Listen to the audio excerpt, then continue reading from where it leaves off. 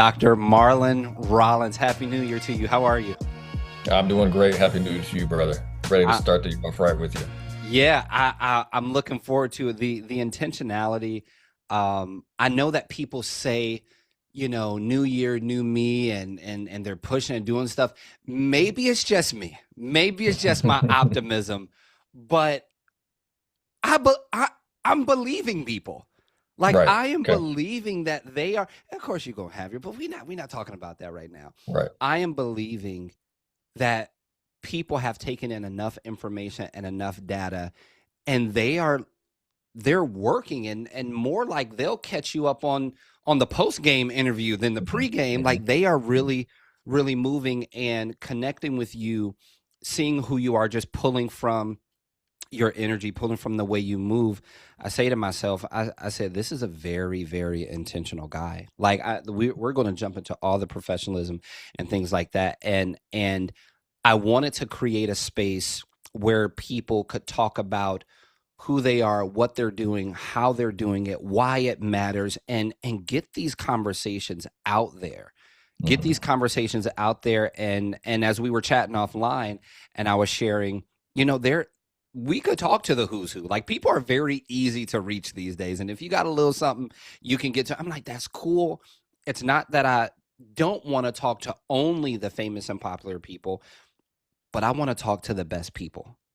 Like I want to talk to the best people because there are people who are absolutely killing it and they're not on social media. And there are people who are on social media who are killing it. And it's like, but are you? And coming across you, man, I can't give you flowers enough. Dr. Marlon Rollins, executive coach, working in organizational development, helping leaders turn pain into purpose. You're an author. You're a speaker.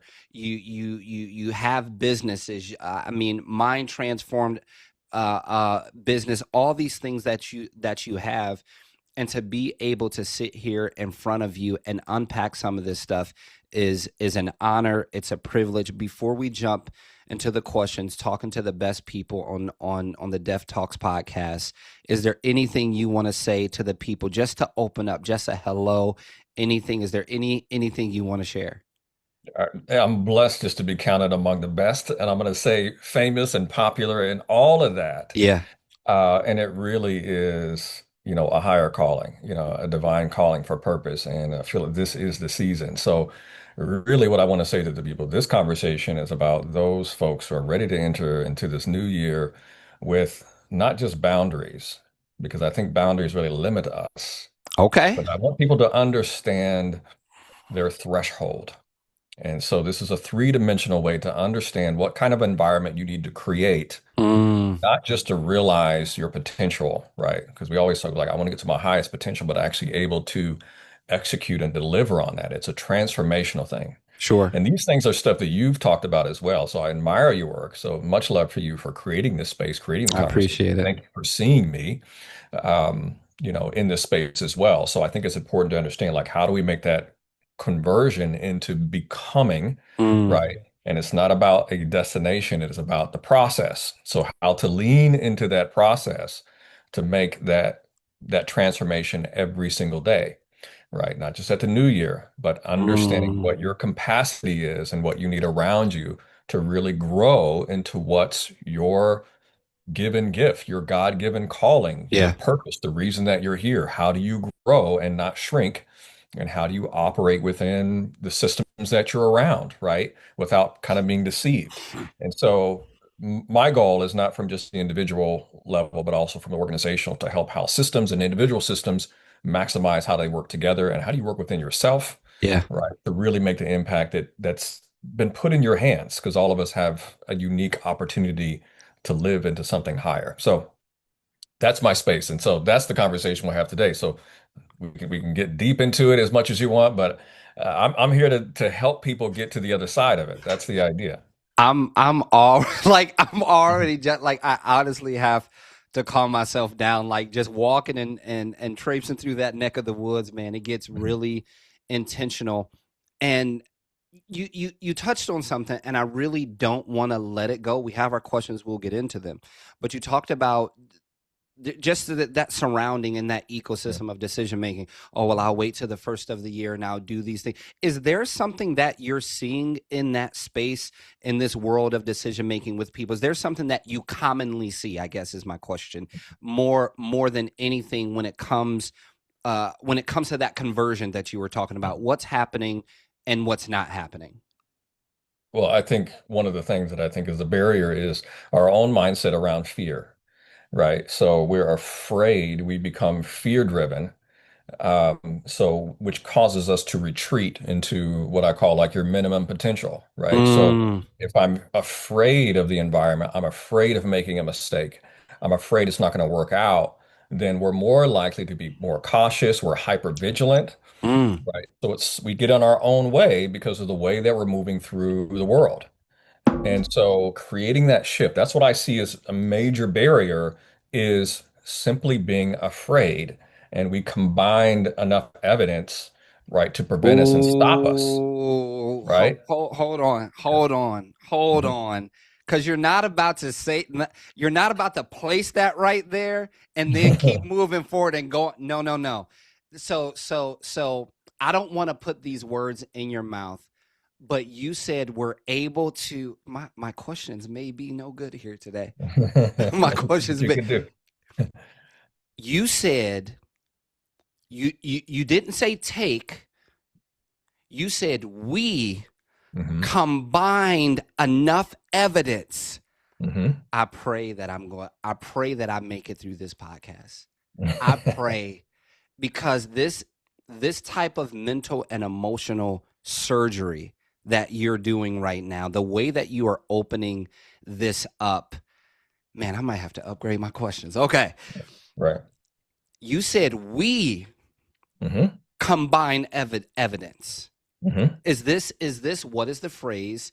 What is the phrase um when you come to your own thoughts and ideas, like you bring it together yourself, you do it? What is that? Bias, something, confirmation bias Confirmation bias. Yes, that's the word you're talking about. So you is. look for evidence to prove your own point, your own barrier, right? And thereby it's we create a stereotype threat. Okay. And so we fall victim to fear and then we disidentify for to our truth and our pursuit because of the confirmation bias, right? Yeah. And the stereotype threat of feeling like things are going to be stacked against you. You're worried about the external environment. So that creates an internal kind of chaos that Mm, keeps you hyper vigilant. So and here's the power of the mind. And so we talked about mental health, but what mental health is really about symmetry and resonance. mm. Mental health is about symmetry and resonance in the brain. Okay.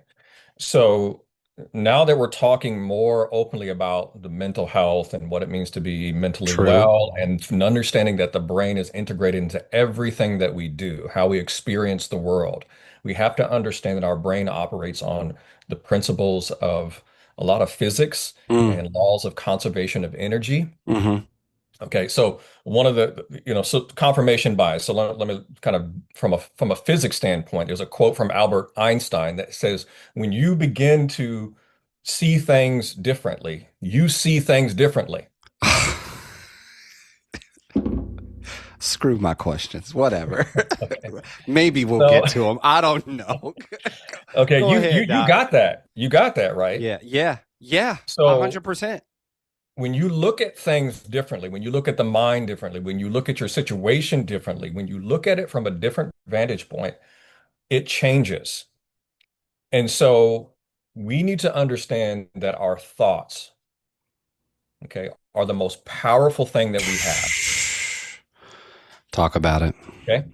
They can, you're as a psychologist, you understand that we understand CBT and cognitive Yep. behavior. But the key word in there is cognitive, right? So, we're talking about cognition, and even in some of the evidence-based practices around emotional expression, Mm-hmm. cognition, changing the way we think is ultimately the core of therapeutic transformation and changes in behavior, Mm, okay. right? Yep. Yep. So understanding the way that you think, the way that you perceive things, I'll look at things differently.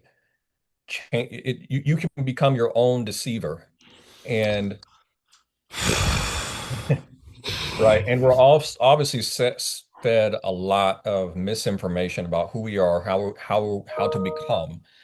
And those focus ultimately creates more fear, and we Yeah, become fear-driven individuals, and we don't realize it. We feel like, well, this is working for me. I'm going to be afraid, right? And move through the world in fear versus releasing yourself and moving through the world through faith, which is more of a positive way of looking at opportunities yep, versus I have to keep working this job. I have to because I'm afraid because this is not going to work or whatever. So it's living in a mentality of scarcity. sure, sure. Okay.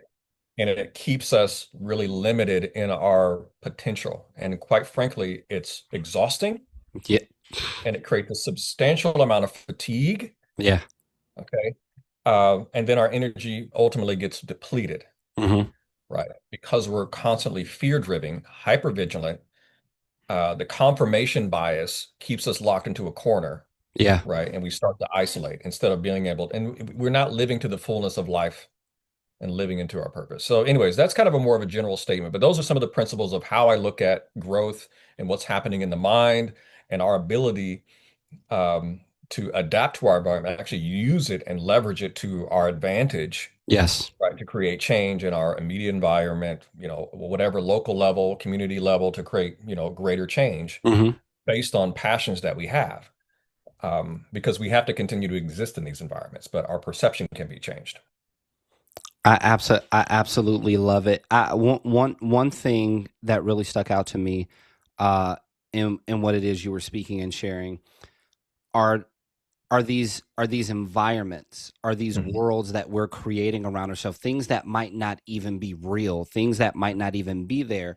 So what happens in this moment is, like you say, if we're fear driven, if we're always at a heightened state of mind and we're always on the defense, what ends up happening is we create worlds and environments that don't really exist, but Mhm. they do exist to you in your world. So Mhm. when you have these areas, these worlds, these environments, they also come with their own sets of problems that Right. also do not really exist in the real world, just in your world. So the most threatening part about this, and the most time wasting part about this, is you end up living a life trying to solve problems that don't even exist. Right. And you think, well, there's something wrong with me because I can't find the answer. Well, you won't find an answer for a problem that actually doesn't exist. This is why you have so this is what I mean. When you get into this mode, you get me all charged up, but I need to sit back. I think we can go into our first question, which Okay. is why I believe the best people like yourself exists. A call to action, Mhm. a solving of a problem. Mhm. What are you building right now, and why does it matter to you personally? Yeah. Great question. What I'm building right now is community to help develop stronger, um, more emotionally intelligent men. Mm-hmm. And so we talk about problems. Well, one real problem that really does exist, because I like to be data driven, Okay. because things are measurable, Mm-hmm. right? We've seen increases in isolation among our young men. We've seen increases in suicide rates among our young men and True. older men. We've seen much higher rates of addictive behavior, drugs, Mm. pornography. We've seen Mm-hmm. higher rates of gambling addiction. We've seen Wow. higher rates of issues when it comes to communication with the opposite sex and relationships. There's a serious problem and a crisis among young men and even and older men because there's a lack of mentors and ways to be taught Yeah. about what it means to become a man, right? And that whole sense of rite of passage um, is is a gray area. And so men are lost with Mm. direction, and they are looking to the internal environment to tell us who we are. Yeah. instead of that coming from within, right? So there's an internal confirmation that is lacking because we don't know and no True. one is teaching us. And I'll see now older generations of men in their 50s, 40s, 50s, 60s sometimes who are still True. figuring it out. So they're not in a space to tell the teenager, the 20-year-old, what it means to come from boys to men. Yeah. Okay. So you asked too, why is this personally important to me? Because as someone who grew up without a father, Mm. I remember looking and searching, trying to figure out what it meant for me to be a man, and even the notion of what it meant for me to be a black man, because of all the stereotypes that I was being fed about what that meant, and this is back in the 90s, okay, right? And we saw a substantial amount of, um, I'd say, like athletes and musicians and True. entertainment industry for black men, but there was a lack and a dearth of professional, educated, Mm-hmm. and fathers, right? We Yep. also grew up in the era of like, and just speaking in general about man, it was like the married with children, right? Kind of Mm-hmm. the defeated man who is kind of hopelessly making his way through life. And those were the premier images that we had about what it meant to be men, which was True. either hypersexual, abusive, aggressive, Mm. right? And those were the images. And it was very hard to identify with something that I didn't feel comfortable with. And I remember getting into, again, personal, Sure. the like I grew up in Indiana, small town, Muncie, Okay. Indiana, and I remember looking for mentors and was introduced to this Indiana social status of black men. Mm. Okay? And and I was like, oh, this is great. This is like mentors. And I remember the city that I was in, they had appointed over that Indiana Social Commission the and was the garbage man for the city. Okay. Okay. Now, no criticism around any man working a blue collar job. Yeah. But what struck me was that when the city that has a university, I was like, this is the role model for me as a Mm. black man is to aspire to become a trash man. Wow. Okay. Wow. So I struggled with that. And I was like, why, when I know, in fact, that in this city, there are other doctors, there are lawyers, there are well-educated, successful black men, but the Yep. appointed official for this chapter of was the garbage man because he was Wow. the city official. Yeah. And I was like, well, there's nobody else. And so there's studies out there that talk about, well, black males as they age, they over-identify, they continue to identify with entertainers and sports heroes and so on, True. versus their counterparts who are white. They will, yeah, you grow up with your sports heroes, but then they look to businessmen. They have other role Yeah. models available to them. Yeah. So it wasn't until I got into the church more heavily and was around black mentors, my pastor, Mm-hmm. that I began to see. He was a graduate of an HBCU, and it gave me a different vision, right, of what it meant to be, called a man, not only just from the external, like knowing how to tie a tie, okay, Simple but things. also, from the spiritual side of it, and from being able to articulate and being able to speak up, how I wore my clothes, sitting, my posture, all of those things that I had been kind of just molded to be different, and I was trying to fit like Yeah. what was around my environment, Mm-hmm. right? Even though I was uncomfortable with it, I still try to shape myself because it was being handed to me. Yeah.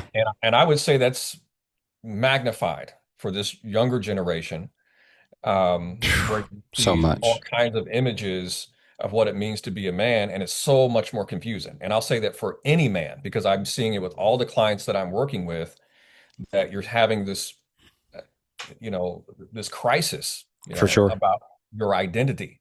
Mm-hmm. So anyways, my answer to that is creating this community that I started a few years, and this year I'm re-emerging it. It's called the Man Cave, Yeah.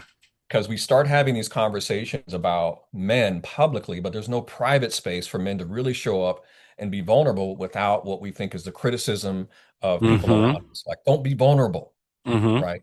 And so then men don't have a safe space to find community and get support And then I talk to one man individually, I'll talk to another man individually, and they're all struggling with something very similar. Same thing. Same thing, same Yeah. thing. And so I begin to look at that difference like, well, what is the answer to that? Yeah. It's like, oh, we do need community of men who can come in and have these conversations consistently to get some guidance. I was like, that's what I needed. I Yeah. wouldn't be here today if it wasn't for that mentorship on a smaller scale at that time to become into a fuller purpose and more mature to make a bigger impact in the world around me, working with big organizations. I've been Yep. CEO, CEO. You've seen my Vita Oh, and all that kind of stuff. So and then some. yeah, so and I'm and really blessed. And it's just like, okay, being faith driven instead of fear driven Yeah. in that pursuit, to not just say it, but lead by example and to know what you have to go through. I was like, oh, there's a lot of men out there who are suffering and we're putting on a facade, right? And we haven't matured, right, Very emotionally. true. Very true. Okay. And then I see women frustrated with men, okay, Right. as Rightfully well, so. rightfully so, in Yeah. a lot of regards, but they're not in a position to really help, right? They are Yeah. having to take it all on, right? Yep. They're having to become, you know, men for themselves as they see it, Yeah. right? Very And true. then you're seeing so relationships are now suffering. So we don't have the community, but the family starts to break down. All of those Mm-hmm. systems that are designed to really help us grow and evolve are under attack, I would Yeah. say. And so that's why I want to push into this space among men is to strengthen um, the, the the soul of men Sure.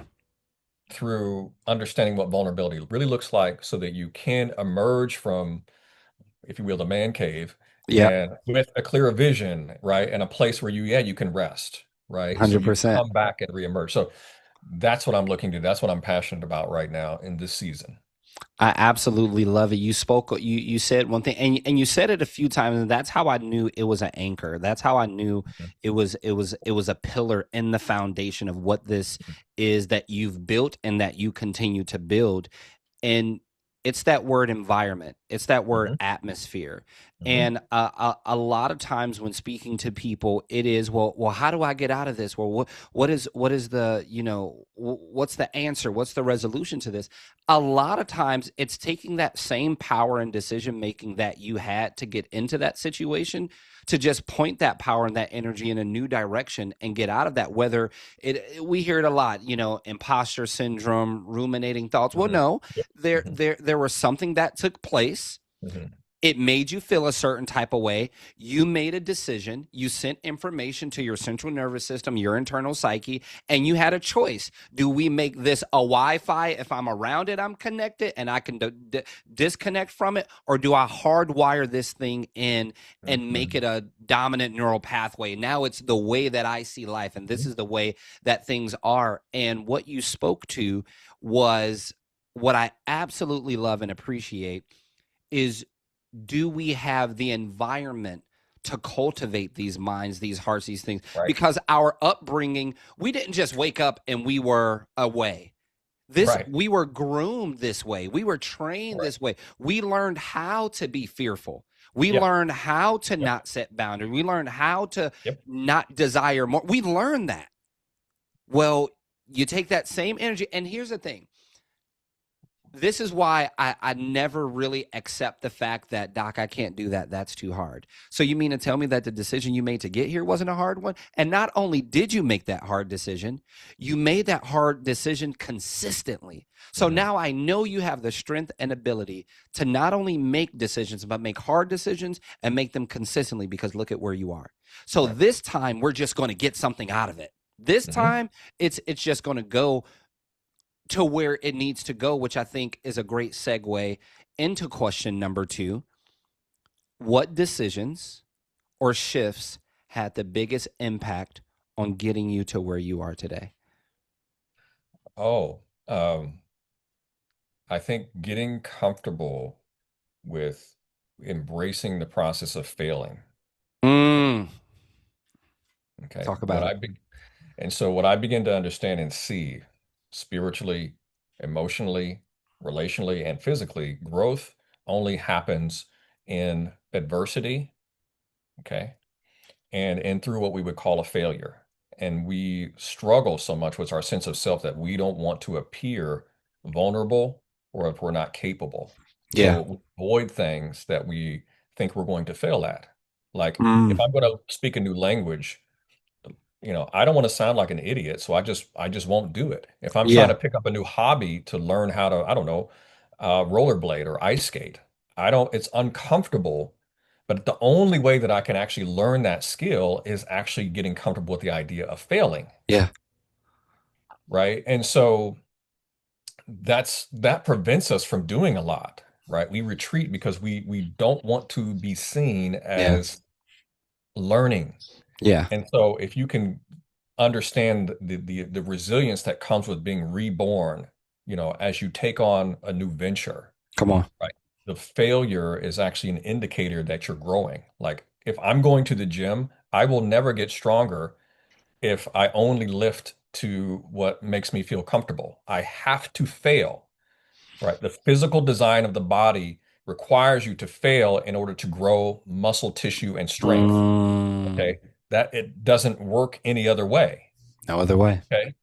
Right. So now the other opposite, and if I do too much too soon and I don't have good form, then I could also injure myself. So to fail with good form, well, what is good form is to learn and to understand.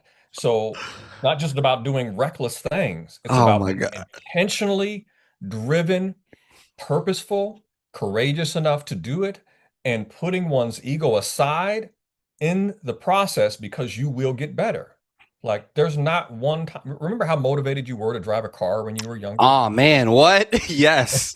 Because Yes. it was an indicator that you were becoming an adult and it represented Mm. independence. Mm. But remember how hard you hit that brake, right?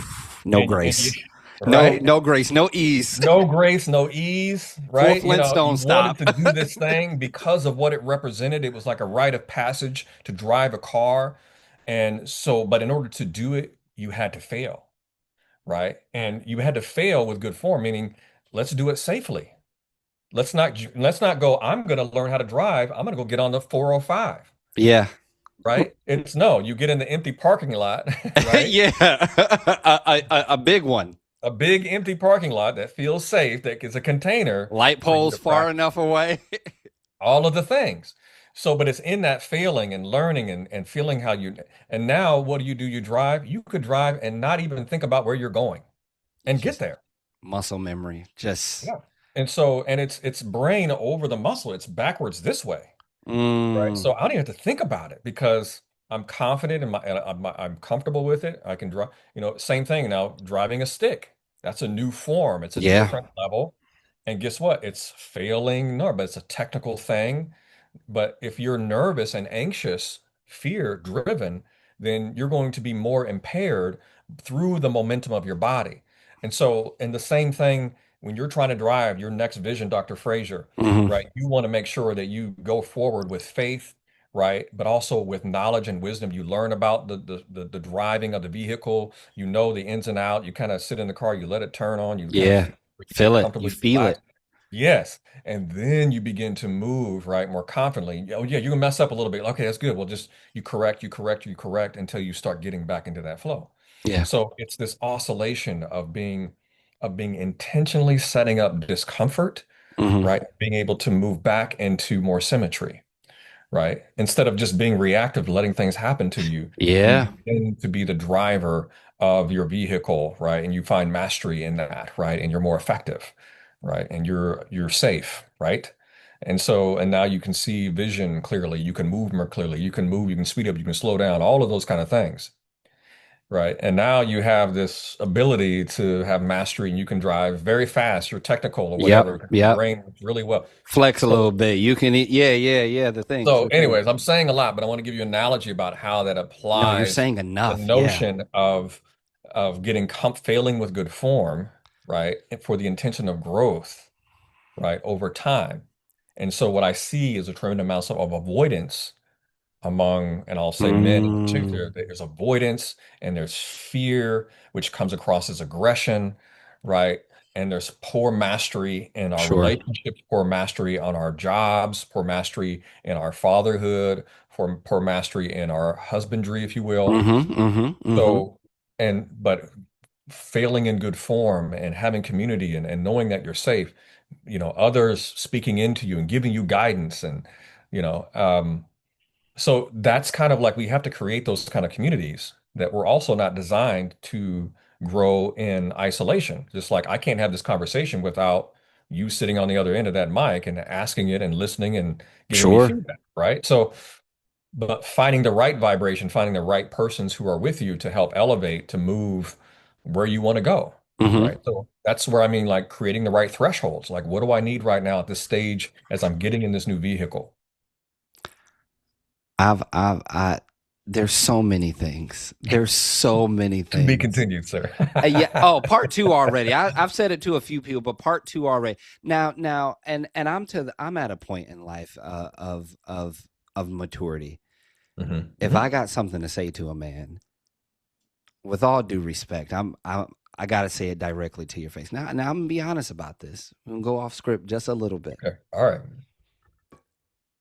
Failing with good form. I don't know what anybody else's mind does when they hear that. I am a visionary. I am a creative. Like just that sentence right there. And we're on record. It's being recorded. Hmm. Is this a framework? Is this a book? Is this because I want to be upfront and honest. What could be done with failing with good form, I think is endless. Hmm. It Hmm. like has no bounds. Yeah. Is this a modality or a framework or an application of your? Please tell me you use this so I don't have the stress and the pressure of can I use this or not, or can I take this and run with it? Because You're welcome to share it and so on, but I do have a framework around this. So there's a okay, model then that then, a then I framework can that I give have around credit. it. Yeah. I feel I I have a feel framework okay. around it. But it's called the growth codes, right? And these are the Perfect. 5 dimensions, right, of understanding resilience, of how to transform from here to here, moving potential. And again, these Mm, are principles of physics that are built within us sure. and activated by our mindset, right? And so we either create barriers. So minimum potential is a very safe place to be. So, but Mm. failing with good form is energy that's required to make a shift that will result in your capacity to do more. This is not grit. Okay. Mm. This is not burnout. This is understanding how to move from chaos and uncertainty into purpose, right? And transformation. Okay. So this is the notion that everything in our universe, everything by Yeah. creation is formed through adversity and disorganization to reform over and over and over again. Okay. And that's why I said earlier that mental health is not about a diagnosis. Hmm. It's about symmetry and resonance in the brain, in the body, and then ultimately in community. So, Unfortunately, I think a lot of people live life avoiding failure, live mhm. life avoiding mistakes, and it's playing playing to not lose instead of playing to win. Yeah. Okay. Like Let me give you this too, because you yeah, got yeah, something there. Because and you're gonna probably hear this too, where you've seen it. This notion of I need to be perfect, yeah. right? And being good enough. Okay. This Mm, mentality of being good enough and being perfect, right? I want to be perfect. I want people to like me. I want to be.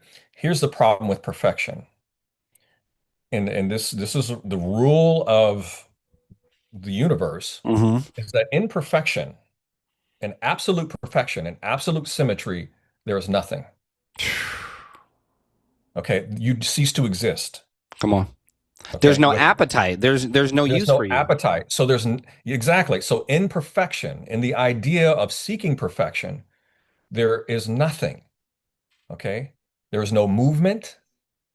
Okay, it's just like we need to understand, and this is the elements of the growth codes. There has to be a polar energy of negative and positive for anything to exist. And our goal ultimately is to understand how to cultivate that energy in our life right? To maximize our potential, which is our impact. But to be perfect is to be a rock sitting at the bottom of a valley, Yeah. the stable place. There's no movement. It's perfectly still. It has no energy potential. Mm, And so that's the notion of like understanding how to cultivate and work in a world where I can maximize my potential, which will ultimately maximize my impact. But I need to create some dissonance, yeah. right? But we tend to avoid that because our brains typically don't want to have that exertion, right? Mm, Your brain would rather you sit in a coma and sleep yeah. all day long and do nothing, Mm-hmm. right? It does. It does. And eat bread and candy pie. Okay. It's true. Or It's even to the point where I'm so like I don't appetite goes away. And so this is the truest sense of depression. It's like mm-hmm. lowest potential possible. Okay. That is perfection. That It's oh my. I really hope people are listening. Like I'm not just hearing this. I hope people are listening because your perfection is in the imperfect. It's perfectly imperfect. Like because now there's a need, there's a necessity. And what I like to share with people in that oh man, I wish we could really go deep in this moment. Not to say that we can't, but well, I just want things to be perfect. I want things like nothing to go wrong. You don't desire a taste. You don't have a thirst. No joke is funny to you because you've heard them all. You don't have an appetite, anything. When you are perfect, you have no need. And when you have no need, you have no use. So hmm this thing that you desire is actually they say ignorance is bliss. Ignorance is not bliss. Ignorance is death. hmm Ignorance is not, there is nothing blissful about ignorance, because to say that ignorance is bliss is to say that the truth and the facts of what life is on the other side of your ignorance, because you're ignorant to it, that means it won't happen or doesn't exist. No, if you do not know that fire is hot, it will still burn you.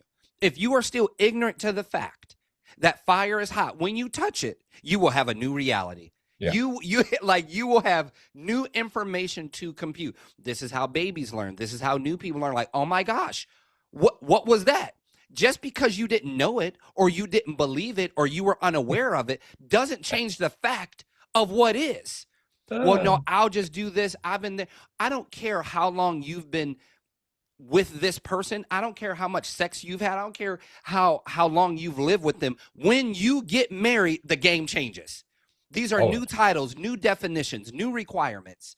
And just because you are, no, I've known this person for years. No, you are ignorant to the fact of what lies on the other side of this framework, of this name, of this definition. You do not know. And but for the simple fact that you don't know doesn't mean that it's not real and it doesn't have facts. And I know that's the disconnect, because one of the things that many people try to avoid is failure.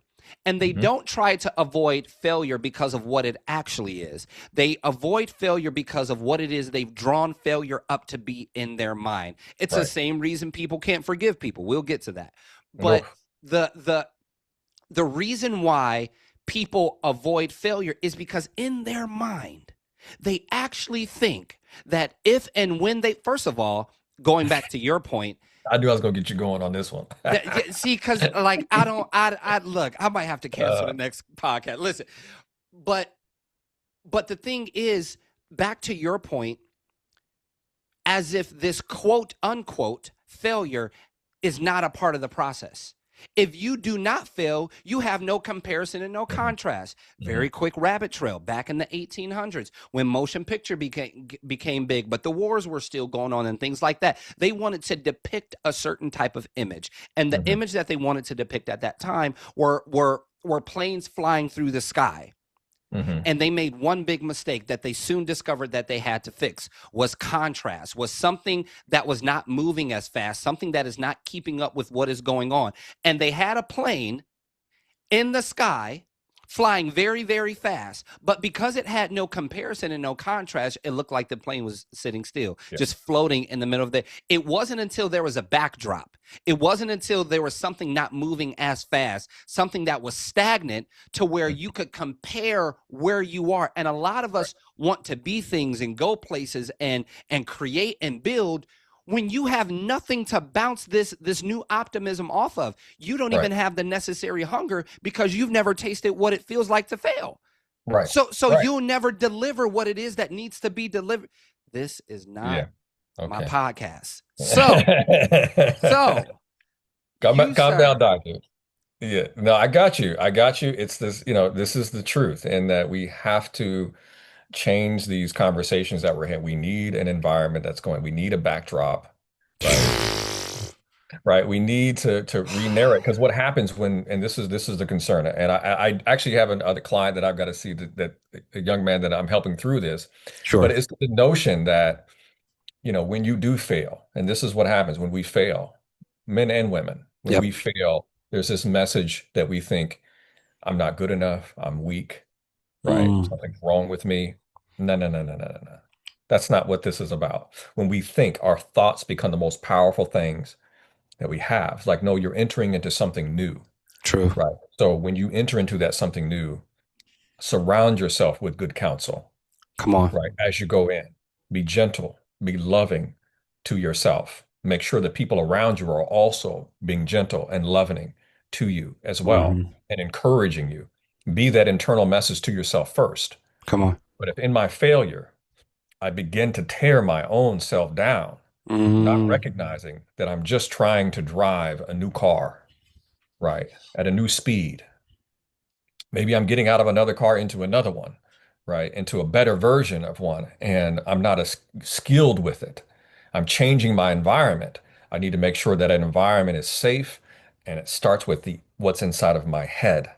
mm, Okay. Because now in that process, my perception, my vision also has to expand to see things differently. So true. this becomes a new version of me as I'm coming into 2026, into this new year, this new existence, this new version, Yep. right? It's not just setting goals, it's about your mindset, right? And understanding to fail with good form, right?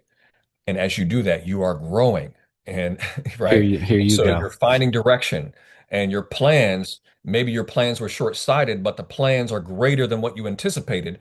But understand that we all exist within this notion of time. And so our relationship with conservation of time and energy also plays a role in our existence. So that's a different conversation as well. I can't with I can't with you. I can't with you. We've got to find some reason, some excuse We will. to get on a stage, do something like it. Mhm. It has to happen. With that being said, I think this is the perfect tie-in for question number three. If anything, I don't want to assume. If anything, what do people misunderstand most about your journey or the work that you do? Oh, they probably don't see the pain and struggle that I've been through. 100%. Right. And so that, I think people miss, right? They see the purpose, and they see the degrees, I Best-selling can see author, all these yeah, they things. might, Yeah.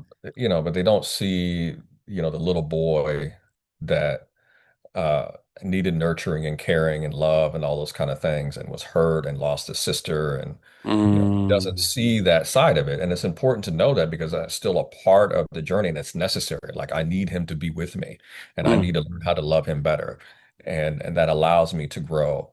And so I think people don't see that, mm. so um, I get a lot of, like, oh man, you got it going on, you got this and got Yeah, that kind of thing. And that's great. That's great. That's great. But they don't see kind of what's behind that, or what's been a part of that. Because without that, I couldn't do this. true.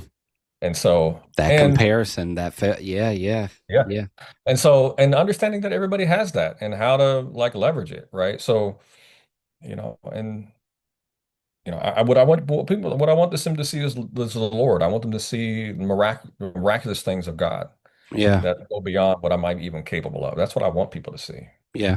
But You what I hear you saying is you're thankful for all that you have. You're thankful and blessed to be able to do all that you do, continue to do, and will do, and that you still recognize, or if people could still see, hey, I'm human too. Hmm. I'm Yeah, human too. absolutely. Okay. Okay. Does that speak to which we got here kind of fast in a good way? Um, Question number 4.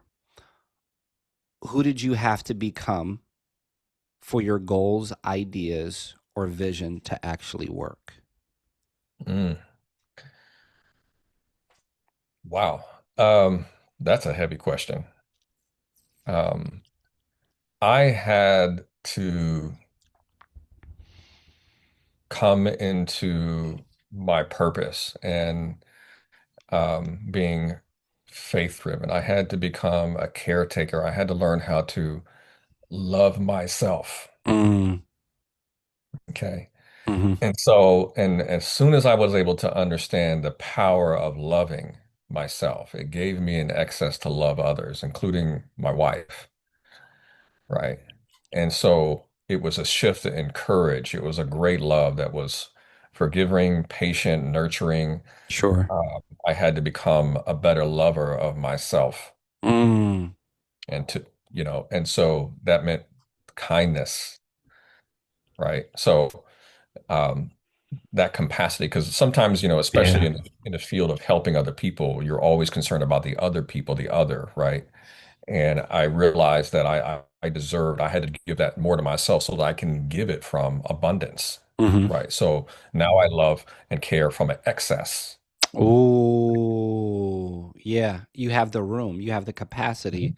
Yeah, to do it in a healthy way. right, right. I'm not starving for it, right? Sometimes we do things because we want other people to give it back to us. And I realized that I had everything that I needed. And so I gave from a place of excess, not from trying to get other people to give it. Is it this isn't the last question. Is Mhm. I've seen it, and I'm interested to know what you see.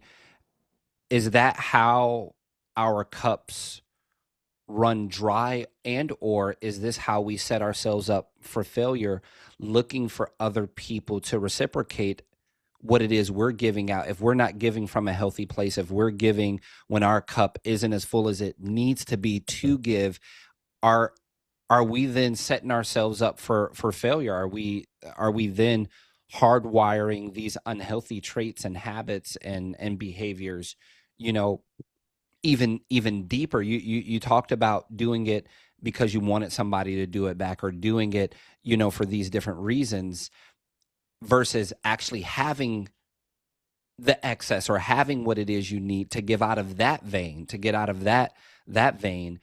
it, what do you see in that dynamic where people continue to do it because they want to receive it back, or to be liked, to people please? What do you see in that realm? Right. Well, I mean, that's exactly, both of those things happen. The burnout, right? The giving too Mm. much, the wanting to give back, right? To get it back from other people. We are now raised in a place where everything is based on liking, right? The amount of likes and views, right, makes us Talk about it. feel. It's the external gives us to feel. This is like high school on steroids, where you need other Yeah. people's external approval to feel good about oneself. We need acceptance. We need to be liked. Mm, And mm, so mm. what I begin to do and see is like the value of oneself when you really see how valuable you are, you really how Yes. precious that you are, Yes. that you are sufficient, right? That you don't need the validation of external to understand how valuable you are. In fact, now you become more precise on who I love, how I love, Mm, mm-hmm. how much I love, when I love, because I begin to treasure myself as more precious. Okay, that is a shift in mindset. It's like I am highly valued. And you remember we had this conversation, people were like, oh, are you a high value, this, that, and the other? Yeah, It was yeah. all based on, 6 figures, 6 foot, or whatever it was. All the Like, things. no, it was all these external things. Like, no, no, no, wait a minute. That's actually what my value is based on is my core of Mm-hmm. the fruit that I bear from the inside out, and that I'm nourishing other people around me. The fruit that I have is precious, and it is Yes. not for me. It is for the people around me, but only some people can partake of that fruit. And I maybe not be for everyone, and that's okay. But my goal ultimately is to grow. My purpose is to grow and to bear fruit. Mm. But my fruit may not be for everyone. But in my fruit production, Yes. as I grow more, and feed more and nourish more people, nourish my wife, nourish people, my employees, Come nourish on. other people. Come on. They are growing. Then that creates my garden, who's precious, that stands around me, who pours back into me, right? Yes. Right. And now we grow together, right? And we create community, right? And we have legacy now that goes beyond me A because hundred now percent. it is seeds that have been sown. Yes. And so when you know how valuable you are and can speak that, then you have potential to grow and make a greater impact, right? I And love it. that becomes your purpose. I love it. I love it. The I play rewind the episode, play the episode over, like whether you are listening to this in your car right now, whether you're watching it on YouTube, whether you're sharing it with a friend. You did not come across Dr. Marlon Rollins on accident. You were meant to hear this.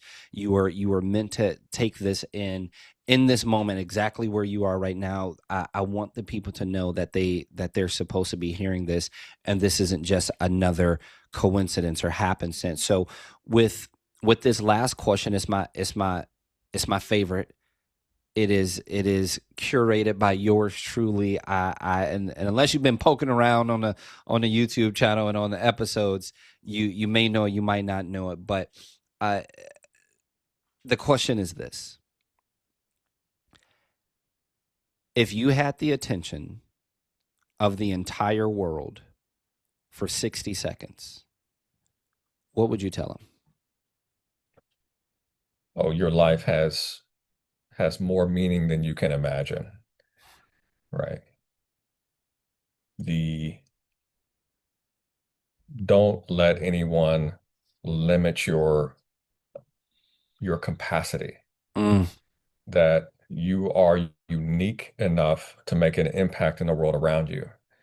And it is your belief, your thoughts that will dictate the quality of life that you live, hmm.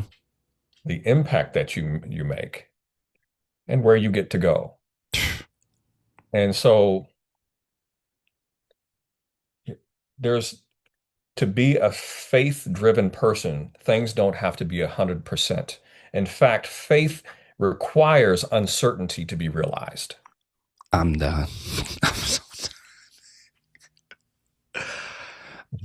I heard you say this word in all of this,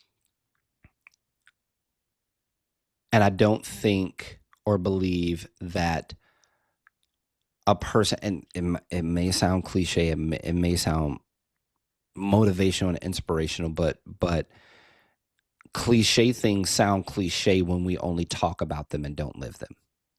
Mhm. And you use the word unique, and I want everybody to walk away with this word that you said. You don't need to be any other way but how you were uniquely created. That is Mhm. your superpower. That is your Yeah. strength. Yeah. And if I were listening to this, as the entire world were listening to this, to know that my uniqueness is enough would be enough for me. That's it. That's it right there. Before we get out of here, how do we connect and tap in with you, Dr. Marlon Rollins?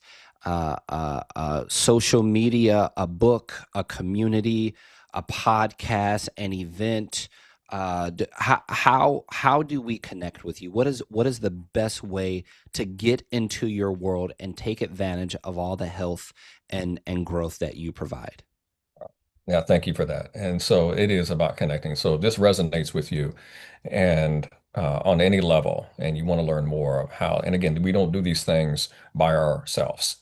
So reach out to connect me. You can find me at Dr. Marlon Rollins on Instagram. You can Yes. message me there. Also, you can get my book, Resilience Between Pain and Purpose, featuring the growth codes. It's available anywhere that you buy books. It's even on Spotify. And I am going to be doing a presentation with a group called Faith That Works Yeah. um, here at the end of the month in January. So you can reach out to me there. Beyond that, I'm going to break down the growth codes to you. So yeah, join me there. And then my men's group called the Man Cave Yeah. is at school, SKOOL.com/ the dash man dash cave, the man cave. Yes. So join the community, join that discussion. If you know a man or you are a man and you're, wanting some more guidance and have questions, join there. I'm on there every single day asking questions and sharing information to help cultivate, Yeah. the internal spirit of who we are as men and in our becoming. 100%. The this is what we're going to do because I'm looking at it right now. Hmm. Definitely follow Dr. Marlon Rollins on all social media platforms. Tap into the growth code assessment, Hmm. the book Healing the Impoverished Mind. That one. Hmm. Tap in with you. I'm really intrigued on resilience between pain and purpose, featuring the growth codes. What I want to do is give the first five people, once it's published, we'll put it up on the YouTube channel and do that. The first five people, let's get them the book and let's get them into that as well. Yeah, Uh, absolutely. let's do that. Dr. Marlon Rollins, it has been a pleasure. We absolutely not only have to do this again, some way, somehow. I want to do this in person. Oh yeah.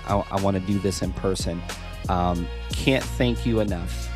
We're definitely going to do this again, and I cannot wait to get this published, to get this edit, and get this out there to the world. Thank you, man. I'm excited, and thank you for making this space, Dr. Frazier. Let's do it Much more again. things to come, greater things to come. Let's keep failing with good form, and right.